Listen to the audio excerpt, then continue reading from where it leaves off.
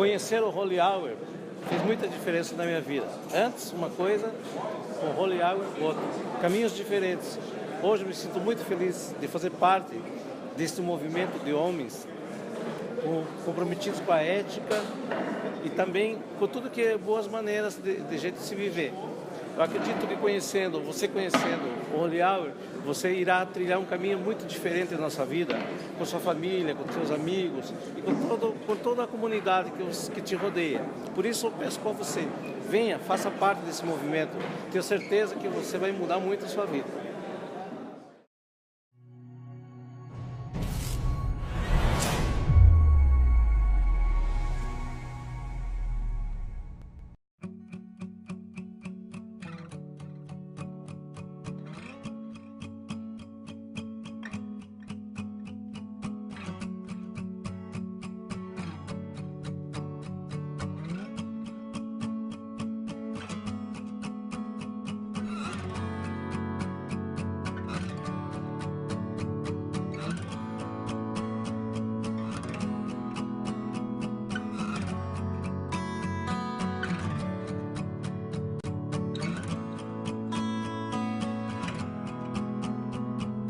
Water you turned into wine. Open the eyes of the blind. There's no one like you. None like you. Into the darkness you shine. Out of the ashes we rise. There's no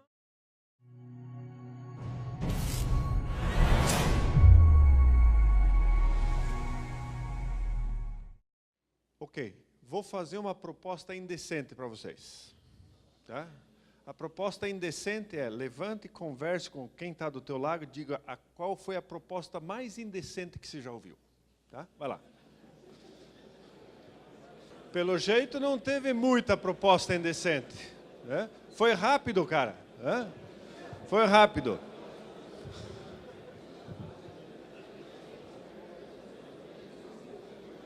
Ok. Vou fazer uma proposta mais indecente do que você ouviu. Tá? E ela vem diretamente da Escritura e foi feito por uma pessoa que já viveu há muito tempo atrás e você vai se assustar. Tá? A proposta mais indecente que eu acho que da Escritura é essa daqui. Ó. Ganhei ou não ganhei? Ganhei? Pense agora, você vai ser enviado para essa região do Estado Islâmico para promover a reconciliação com eles. Ou seja, você vai lá, ó, eu vim aqui para falar para vocês em nome de Deus que vocês estão fazendo uma série de coisas erradas, mas Jesus tem um plano bacana para vocês, vão mudar. Voluntários? Eu falei que era indecente, mas talvez daqui a pouco você se convença. Tá? Então nós queremos trocar um pouquinho de ideia sobre essa proposta indecente que nós temos aí. Bom, nem tudo na vida dá certo. Você imagina, você tem lá a tua firma, você às vezes imagina um casamento, você imagina que mudando de casa, mudando de emprego vai dar certo. Então você tem essa ideia, você tem essa expectativa, nós vamos fazer o negócio, vai dar certo, vai funcionar. Mas nem sempre dá certo. E quando não dá certo, você começa a buscar alternativas. Tá? Quem sabe se eu mudasse isso, se eu mudasse aquilo, se eu fizesse esse mais aquele outro, talvez desse certo. Pois é, você não está sozinho nisso. Quando você começa a olhar a Escritura, você vê que Deus tinha em mente algo para o seu povo, e quando você começa a ver que o que Deus queria, e que a pouco as coisas vão dando errado. Tá? Por exemplo, Adão e Eva não eram para ter optado pelo seu próprio caminho, não era para ser. Caim não era para ter assassinado seu irmão, e assim por diante. Tem uma série de coisas que acontecem que não era para ser. E daí, dentro disso aqui, né, quando o povo dele, quando as pessoas não correspondem, Deus começa a trabalhar também com alternativas, o que nós vamos fazer para lidar com a situação. Tá? E você vai ter no Antigo Testamento um monte de livros chamados livros proféticos, onde Deus envia seus emissários, né, alguém que vai anunciar para as pessoas algo importante. Tá? Então talvez você já conhece a Bíblia, talvez você nunca abriu a Bíblia, não interessa. Tem uma série de livros proféticos lá, E se você já teve assim, curiosidade de entrar e dar uma lida neles, você vai ver que eles tocam em alguns pontos muito importantes. Eu queria, para nos situar um pouco antes do Estado Islâmico, a gente falar sobre isso aí. Então, por que o profeta está aí? Então, o profeta tem 5 temas importantes. Os primeiros, tá? Ele chega para um povo, normalmente, que começa a desandar, tá? Começam a adorar tudo quanto é tipo de coisa e criatura. Ele diz, opa, tem um Deus só. E ele procura chamar as pessoas de volta. Diz, a nossa ética, nosso comportamento, como nós vivemos, como nos portamos, está ligado àquele Deus que adoramos. Então, se nós voltarmos para o único Deus vivo, vai ser muito melhor a ética, vai ser o comportamento, vai andar tudo melhor. Então, ele tenta chamar o povo de volta para o Deus verdadeiro. Ligado com isso, ele não está só satisfeito quando o pessoal cumpre tabela. Ou seja, eu vou fazer os rituais, vou cumprir os rituais e daí está tudo em ordem. Por exemplo, lá no Antigo Testamento tem quando você sacrificasse um animal, por exemplo, para agradecer a Deus ou para pedir perdão dos pecados, o animal tinha que ser um animal perfeito, tinha que passar por diversos rituais e tal, para que a coisa fosse feita corretamente. Bom, tinha um pessoal que já pegava aquele animal pesteado, já velho, que já não reproduzia mais, já estava, na última, sacrificar já era lucro para o cara. Aí ele diz, Senhor, entrego com toda a devoção esse animal para o Senhor. Deus ficava fulo. Cara, não é desse jeito. Tá? Tinha o pessoal que cantava bonito, mas a sua vida não tinha nada a ver com o que estava fazendo. Se você lê o profeta Amós, por exemplo, ele diz assim, pare de cantar, cara. Pode estar lindo, mas soa muito desafinado o que vocês estão cantando, porque a vida de vocês não bate com o que vocês estão fazendo. Ou seja, vocês demonstram externamente devoção, mas na vida prática, vocês exploram os pobres, vocês arrebentam os caras, vocês usam pesos e medidas diferentes. Não dá, cara. Então, ou eles criticam esse formalismo religioso que cumpre tabela, mas o coração está longe. Tá? Além disso, justiça social entra sempre, tá? Sempre estão mexendo com a justiça social. O velho problema nosso do sistema capitalista, onde o cara que é rico enriquece mais e muitas vezes enriquece à custa do pobre e aproveita a fragilidade do pobre para explorar. Então, esse ponto aqui, eles pegam pesado, diz, cara, nós temos que acertar o negócio. E se você entrar um pouquinho mais forte para estudar todo o sistema de leis que existe no Antigo Testamento, você ia ver que a proposta era que não houvesse pobres em Israel. Então tinha um sistema que se chamava o jubileu, que a cada 50 anos você dava um reset no computador. Ou seja, volta tudo do zero. Se você tinha dívida, era perdoada. Se você, por acaso, estava tão endividado que você tinha sido vendido como escravo, você era liberto. Tá? A terra voltava ao seu proprietário original. Então, literalmente, se dava uma zerada no sistema, para que, digamos que eu sou vagabundo, o meu filho não precisa pagar pela minha vagabundagem, ele pode começar do zero. Então, elementos interessantes. Só que parece que o pessoal era tão perverso e cruel que, mesmo as leis existindo lá, eles não praticavam. O quarto elemento, quando existe erro, fala-se sempre em voltem atrás. Deus diz, voltem para mim. Mudem o comportamento, porque aí quando você muda, eu tenho prazer em perdoar, para limpar, vamos dar uma zerada no sistema, vamos começar de novo. E o último tema que ainda existe, é o que se chama o dia do Senhor. O dia do Senhor, dentro da Bíblia, é o dia de acerto de contas, ou seja, se você fez muita coisa errada, chega uma hora que Deus diz, agora é hora de a gente fazer o acerto de contas. E esse dia do Senhor, ele tem 2 elementos misturados, que é o juízo sobre o erro deles. Vocês estão fazendo errado, vão ter que ser castigados, mas sempre junto com o castigo vem a esperança. Depois de passar a régua, depois de descer a ripa em vocês vão ter uma realidade diferente, vocês vão voltar atrás e vocês vão começar agora a ter um novo tipo de vida. Então os profetas estão sempre mexendo com essas temáticas. Quem me dera a gente tivesse profetas desse tipo, que não só na nossa igreja falassem do que vai acontecer lá na frente, mas que falassem alguns desses pontos aqui, nos ajudassem a centralizar, a focalizar naquilo que é importante. Bom, dentro desse contexto, nós temos uma nação que se torna muito forte na época em questão agora, que é a Síria. A Síria é essa parte onde o Estado Islâmico está hoje. A Síria, a capital era Nínive, né? E esse povo da Síria, eles têm algumas características. Tá? Eles são conhecidos como muito orgulhosos, né? Um povo extremamente orgulhoso e cruel. A crueldade deles era tanta que quando eles conquistavam um povo, houve uma época, né, uns 200 anos, onde teve um reinado forte deles, eles pegavam, e para dar exemplo, pegavam as pessoas e, né, colocavam em praça pública espetado em estacas. Tá? Um negócio absurdo, assim, para uma crueldade muito parecida com o que você vê a turma fazendo hoje lá. Tá? Então, muito, muito cruéis. E fora isso, eles deportavam os povos. Por exemplo, existe no mundo antigo, uma crença muito forte de que a terra, ali onde você nasceu, aquilo é o local, ali onde você mora, aquilo é dos teus pais, dos teus antepassados, você não vende a terra. Tá? Você vai ficar lá. E deportando eles tiram as raízes, tiram a identidade do povo. E a ideia é essa mesmo, vamos arrebentar, vamos tirar toda a raiz e identidade que esse povo tem.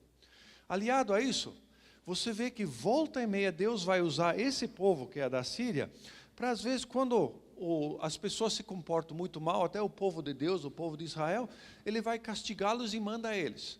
E eles chegam a mandar esses povos, e os chama de servos dele, que vão ajudar a fazer o acerto de contas com o seu povo.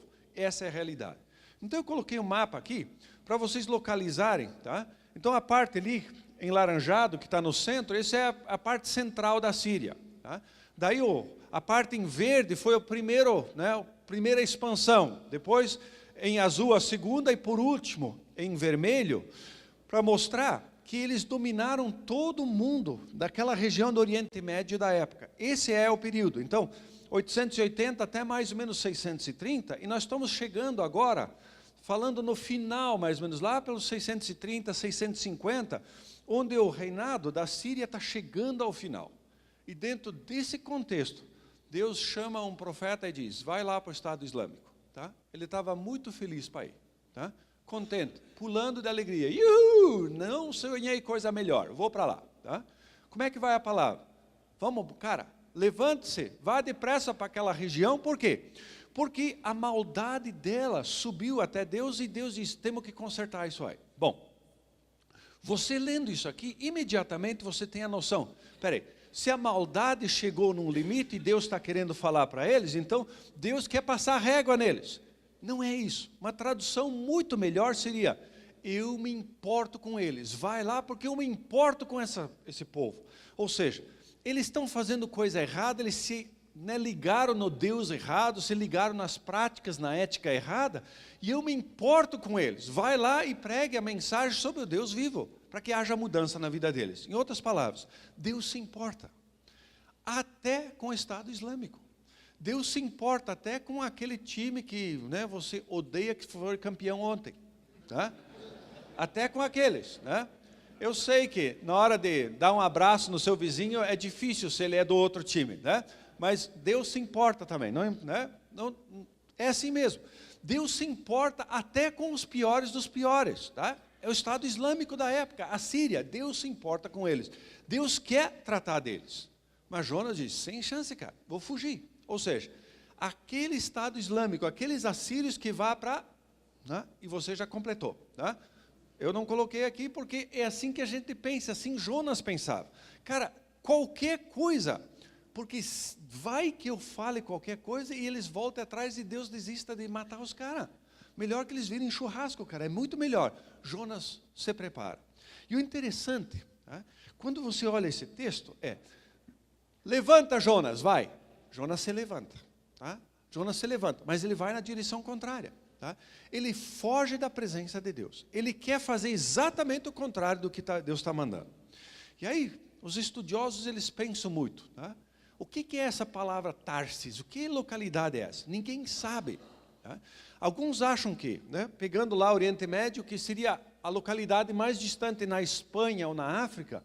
Outros acham que talvez fosse uma cidade fictícia. Tipo, o fim do mundo, lá onde Judas perdeu as meias, as botas, seja lá a cueca. Né? Cara, é o fim do mundo. Jonas diz, eu vou Vai, Jonas, eu vou. Levante-se, estou me levantando, mas eu vou fazer o contrário. Eu vou fugir porque é muito melhor. Só que aí a coisa começa a complicar. Ele desce primeiro para Jope, que é a cidade portuária. E ao que tudo indica, nosso amigo Jonas tem que comprar o navio, porque não é só chegar e dizer, vou, estou indo. Compra o navio, mercadoria, ou seja, gasta tudo que ele tem. Não para por aí.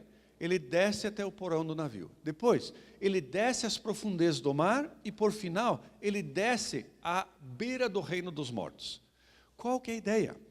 A ideia intencional do autor desse livro é, quando você começa a fugir de Deus, cara, você desce, desce, desce, e daqui a pouco você está à beira do precipício mesmo.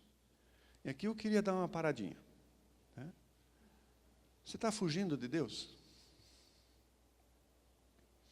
Talvez alguma coisa já está clara para você. Talvez já está clara há um bom tempo. Tá?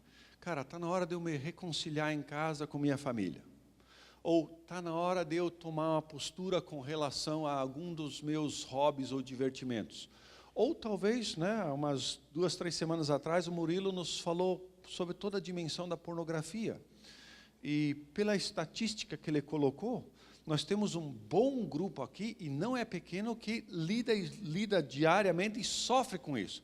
E talvez está na hora lá de você tomar uma decisão. Ou, talvez já Deus te cutucou há muito tempo e você já sabe que era hora de você tomar uma decisão e você diz, deixa para lá. Está fugindo, está fazendo qualquer coisa para fugir. Tá? Lembra que você vai na direção contrária, você vai afundar, afundar, afundar, afundar. E o que Deus ainda precisa fazer para trazer você? Tá? Não quero te ofender, não quero te agredir, nem nada. Tá? Mas quando Deus, que é um Deus amoroso, olha para você e te cutuca e te diz, vamos por aí, e você resolve ir na direção contrária, você começa a adotar a postura de Jonas e vai complicar. Continuando. Tá? O Senhor, porém, talvez você diz, eu vou fazer do meu jeito, mas Deus não desistiu. Deus tem planos, e Deus tinha um plano também com Jonas e com muita gente. Primeiro, então, manda uma tempestade. Os marinheiros, na época como hoje, são pessoas de todas as nações. Cada um tem o seu Deus, e começa a tempestade, o negócio começa a complicar, eles oram. Tá? Porque eles dizem, cara, isso aqui está escapando ao nosso controle. Deus está no controle, que seja lá qual Deus, e eles começam a orar. Tá? Aí, Jonas está no porão.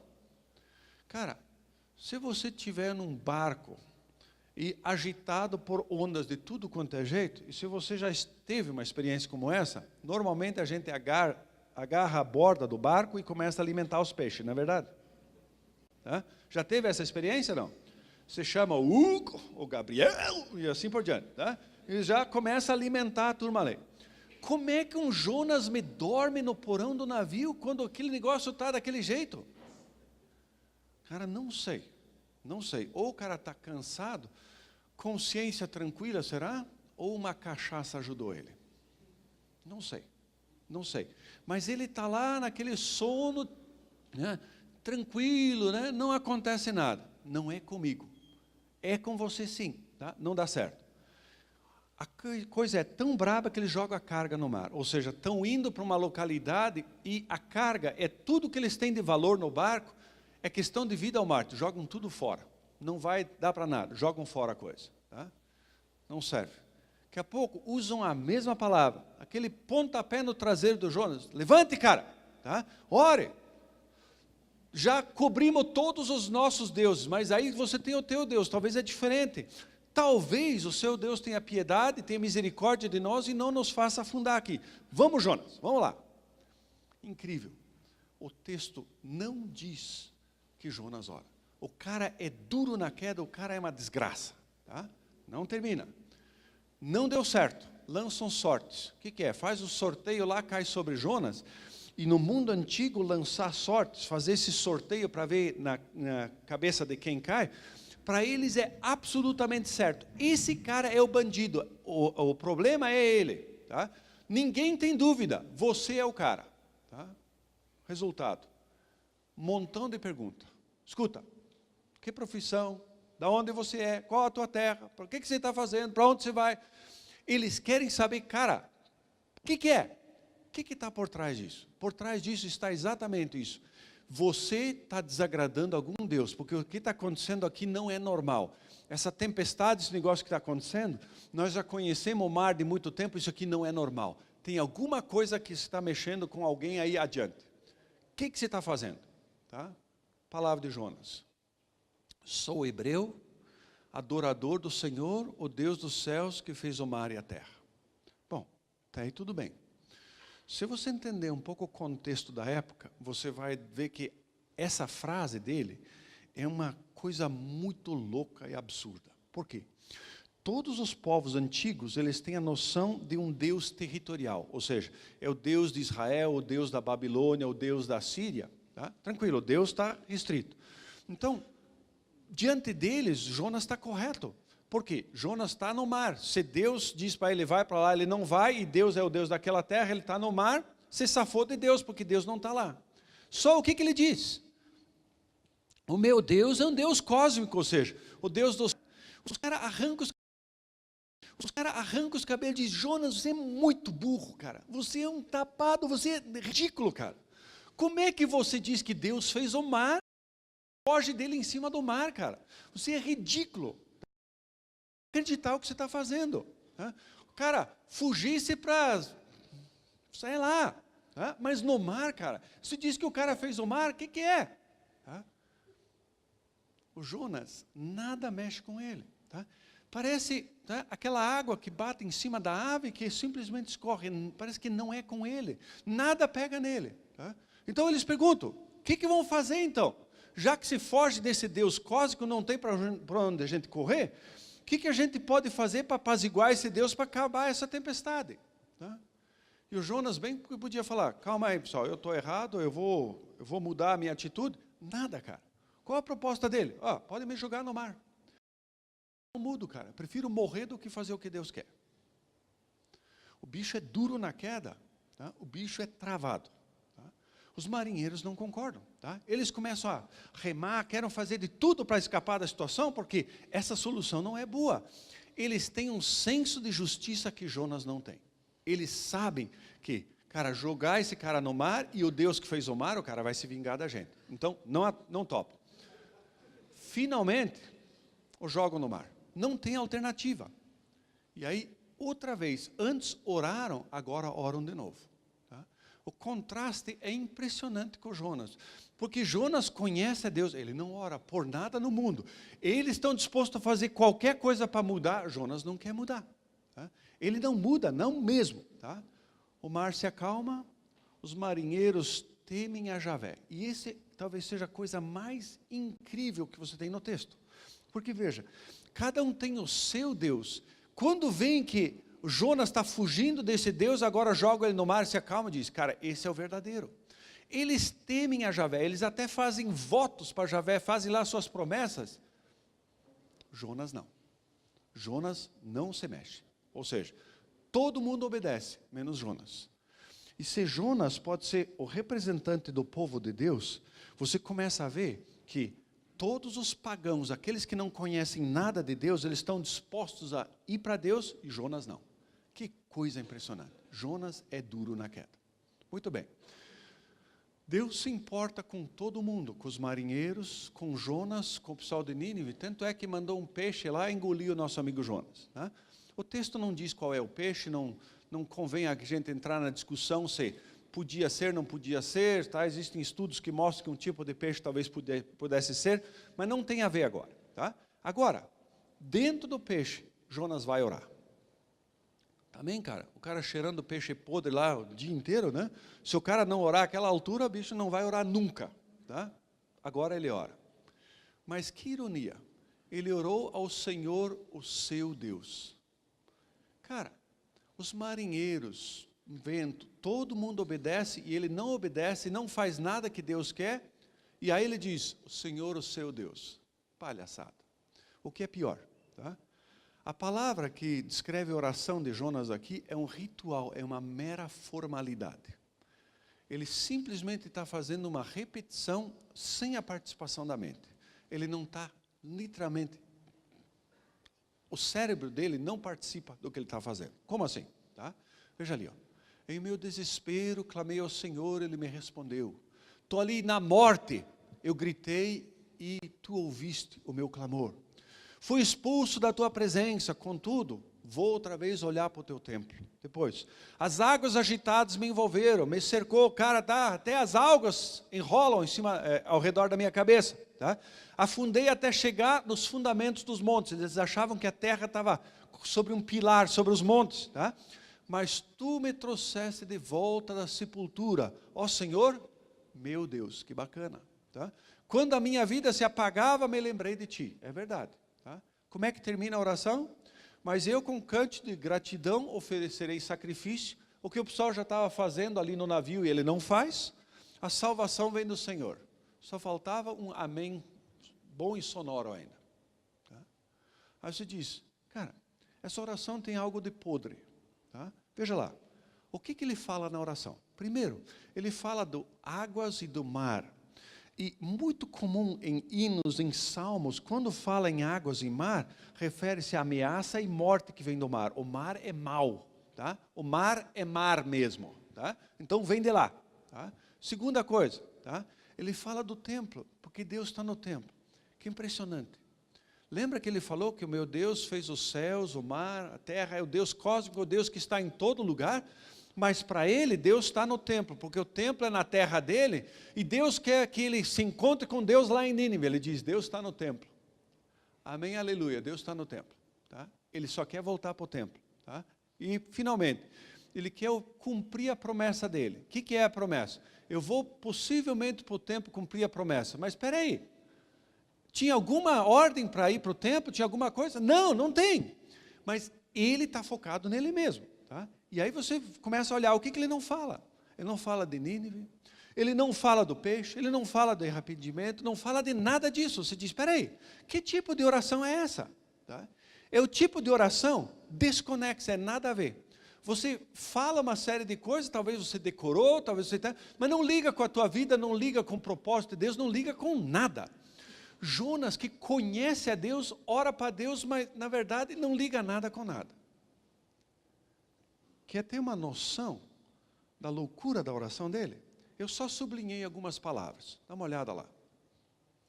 Em meu desespero, eu clamei ao Senhor e Ele me respondeu do ventre de morte. Eu gritei por socorro e ouviste o meu clamor. Eu disse, eu fui expulso da tua presença, contudo eu olharei. Já conviveu com uma pessoa que a cada terceira palavra tem eu? Cara, de matar. Ninguém aguenta. Tá? Tenho certeza que você preferia ficar sentado num monte de esterco do que ficar do lado de uma pessoa dessa. Não dá para aguentar, fede demais, cara. É insuportável. Você acha que é muito? Veja lá, a segunda parte. Tá? Tudo igual. Eu afundei a minha vida, o meu Deus, a minha vida. Eu me lembrei da minha oração e tal. A oração dele é só ele. Espera aí. Mas Deus se preocupa com o Estado Islâmico, Deus se preocupa com todo mundo, e Jonas se preocupa com ele mesmo. Ô canalha. Você acha que dá para piorar? Conhece aquela frase, nada está tão ruim que não possa piorar. Pois é, dá uma olhada na oração dele agora. Tá? Onde SL significa salmo. Está vendo? A oração dele é mera repetição de texto bíblico, totalmente desconectado com a vida dele, com o propósito de Deus para a vida dele. Nada a ver. A oração dele nada a ver. Tá? Podia ser que as águas que me envolveram, podia se referir, mas água é um termo tão genérico e mar, que não é claro. Veja a segunda parte, a mesma coisa.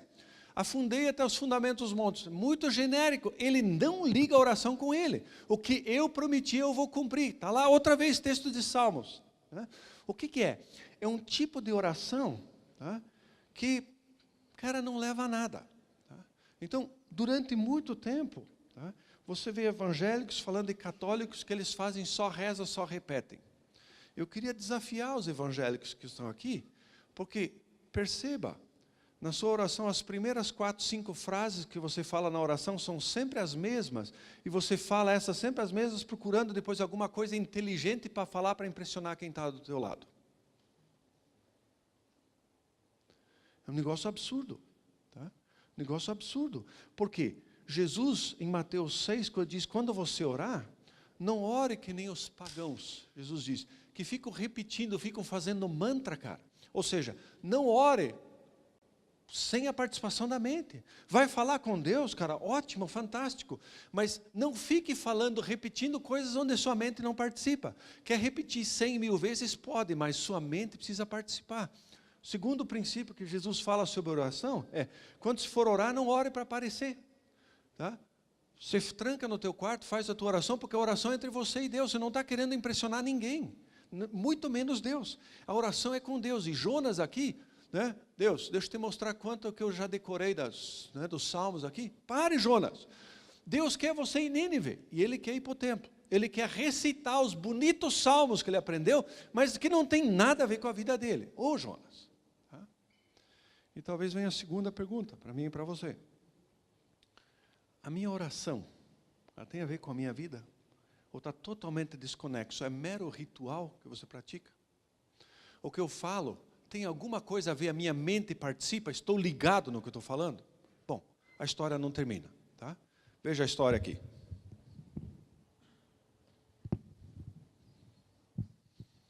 O peixe certamente tem que mudar o cardápio dele porque está ruim demais. Em outras palavras, tá? O peixe vomitou, Jonas, a palavra é exatamente essa, vomitou, porque não deu, cara. É intragável o bicho, é indigestão o Jonas. Tá? Ficou 3 dias para ver se o cara muda, ele não muda. Tá? O bicho é de lascar. Muito bem. Começa o capítulo 3, começa assim. Vem a palavra de Deus a segunda vez para Jonas.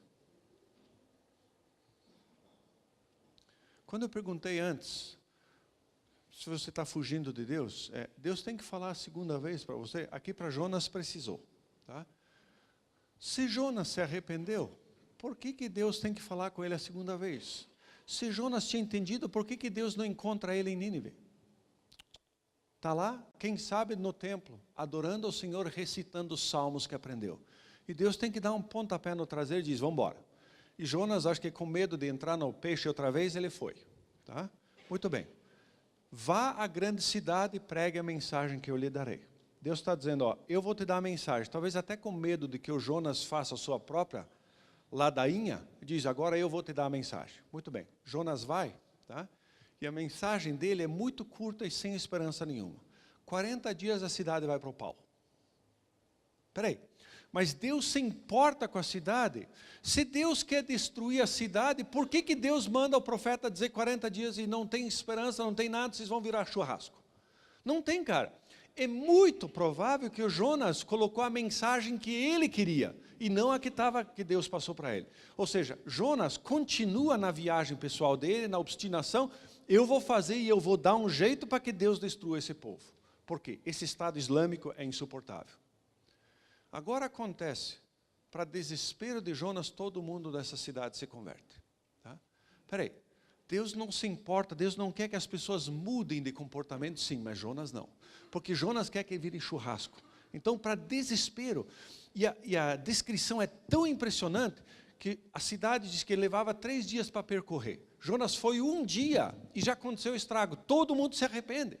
A loucura, do rei até o último, decreta jejum de todo mundo nacional, até os animais têm que fazer jejum para mostrar, cara, nós estamos mudando, talvez Deus tenha piedade, talvez Deus volte atrás, talvez Deus tenha misericórdia de nós.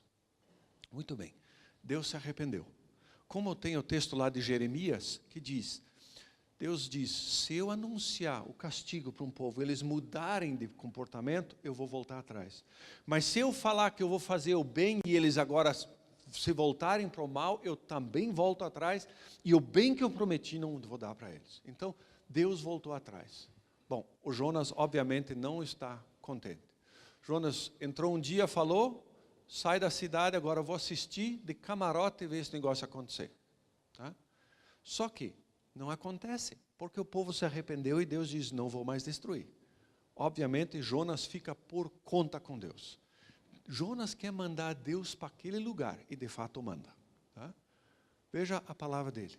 Não foi isso que eu disse, quando ainda estava em casa? Foi por isso que me apressei para fugir. Eu sabia que tu és Deus misericordioso, compassivo, paciente, cheio de amor e prometes castigar e depois você se arrepende. Pô. Que droga de Deus você é, pô. Você não me obedece. Você não faz o que eu quero. Mas não é para fazer o que você quer. Porque Deus é muito superior, mas eu quero destruir, mas Deus não quer. Mas veja, Jonas é tão incoerente porque quando ele está na barriga do peixe lá, ele precisa da misericórdia de Deus, mas ele reclama quando é para aplicar para os outros, porque é só para mim e eu e meu e minha, como a oração dele. É só a reza dele que é, né, uma ladainha de salmos ali, bonitos, mas que não tem nada a ver.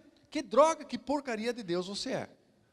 Deus não terminou o tratamento dele com Jonas ainda. Então, quando diz ali que Jonas está tão insatisfeito, a palavra, o conceito é muito parecido com a indigestão do peixe. Ou seja, Jonas está a ponto a vomitar Deus para fora. Que porcaria que você é. Assim como o peixe não aguentou Jonas, assim que ele está. Muito bem, Deus quer tratar dele. Jonas quer a morte de Nínive. Como eles não morrem, ele diz, então, tira a minha vida, Deus. Estou disposto a morrer. De novo, no peixe já se jogou no mar, prefiro morrer do que haver esse arrependimento. Tá? Aí Deus tem um pouco de senso de humor e começa a lidar com Jonas. Muito calor, muito quente, faz nascer uma planta, e alguns acham que fosse uma aboboreira, que tem umas folhas enormes, que vão dar sombra para ele. Aí o Jonas diz, ai que maravilha. Né? Não é uma piscina, mas é um pouco de sombra. Tá contente. Tá? Aí Deus faz o quê? Começa a mandar um vento, tá? Manda uma lagarta ali, dá uma picada naquela planta, a planta murcha. Aí Jonas pede para morrer outra vez. Ai, que desgraça, esse sol batendo na minha careca, não estou suportando mais. Tá? Veja, todo mundo obedece. Tá? O pessoal de Nínive, a planta, o vento, a lagarta, todos obedecem, menos o cara que conhece a Deus. Ou seja, ele não aprende nada. Tá? Jonas tem muito mais pena da planta do que dos milhares de ninivitas.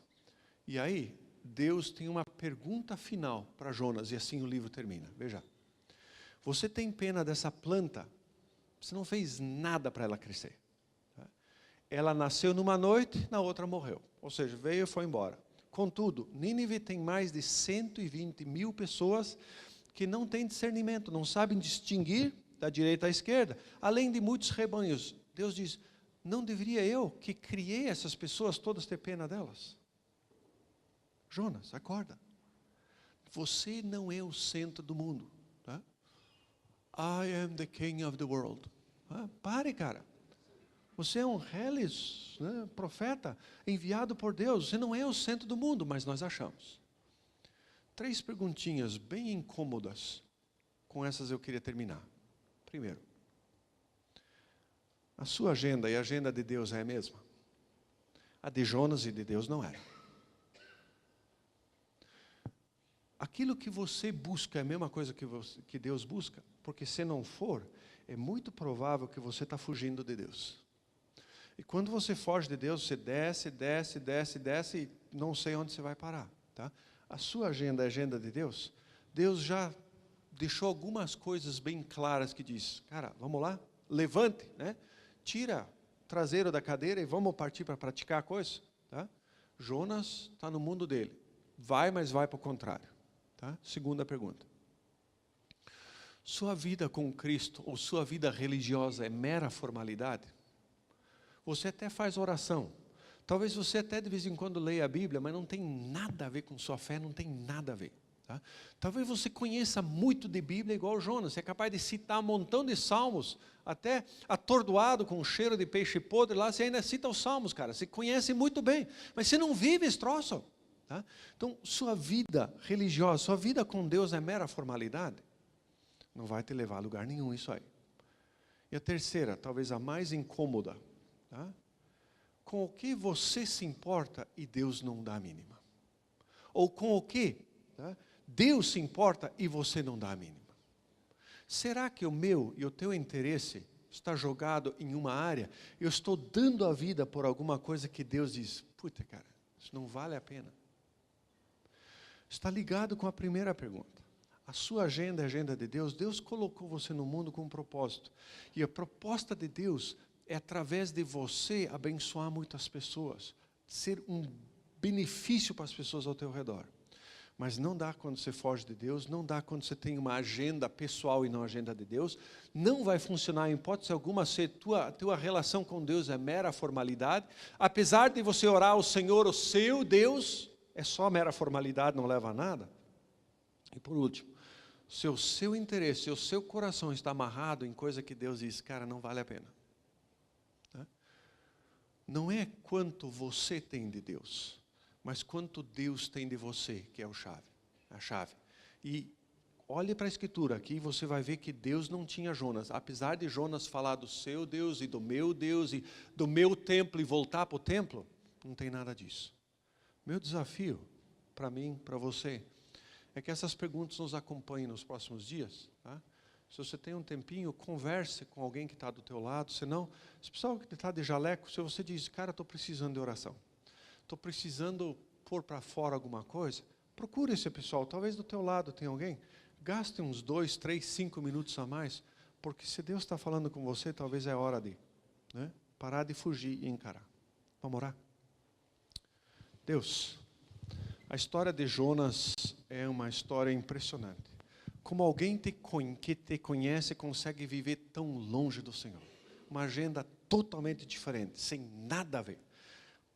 Consegue fazer oração lindíssima, cheia de salmos, mas desconexa de tudo.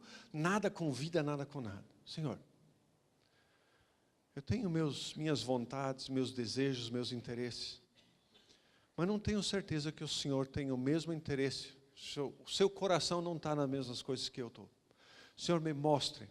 E se já está ciente, Deus, me dá a coragem, me dá a ousadia de dizer não e um basta, de não mais fugir, de encarar de frente a situação. Para que, a partir de agora, minha vida possa começar a andar num rumo diferente. Nos acompanhe quando vamos para casa e quando refletimos sobre isso. Isso oramos em nome de Jesus. Amém.